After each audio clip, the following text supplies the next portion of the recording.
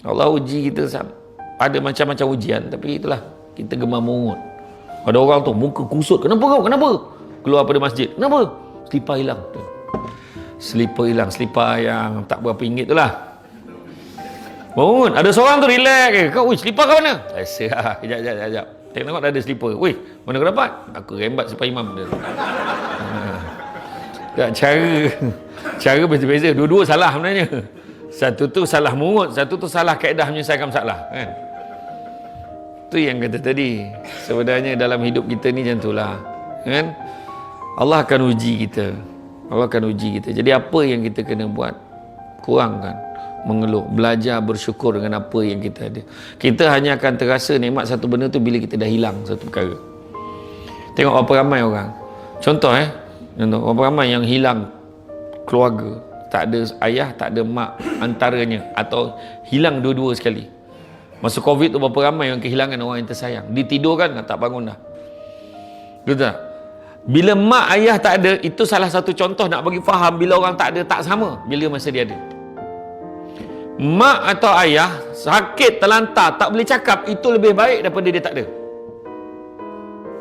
Sebenarnya. Dan yang kita tengok kan, macam saya lah, Allah uji ni, saya selalu cakap dengan camah saya dulu, kalaulah saya ni umur saya macam arwah abah saya, maknanya saya tak sampai pun 5 tahun lagi nak hidup, saya kata dulu. Saya ingat tu dah habis cepat dah. Rupa-rupanya awal tahun hari tu, bulan Januari 2025, Allah ambil nyawa adik saya. Adik yang rapat dengan saya. Adik saya usia 38 tahun. Lepas dia meninggal, minggu depan tu birthday dia sepatutnya 39 tahun. Dan tiba-tiba anak dia yang 4 orang yang kecil-kecil tu jadi tanggungjawab saya juga. Jadi ketika itu apa? Kita tulis kat dalam Facebook. Tak kisahlah bila mak dah tak ada, ayah dah tak ada. Mak rindunya masakan mak. Semoga mak tenang di sana. Sayang mak ketat-ketat. Masa dia hidup kau tak cakap. Kan? Kebanyakan orang macam itulah. Luahkan perasaan bila dah tak ada. Kan? Rindunya. Kan, tenanglah di sana. Kan? Mak sayang mak sangat, rindu masakan mak. Masa hidup tak cakap apa? Mak rindunya masakan mak. Tak sebut. Itu semua drama Melayu.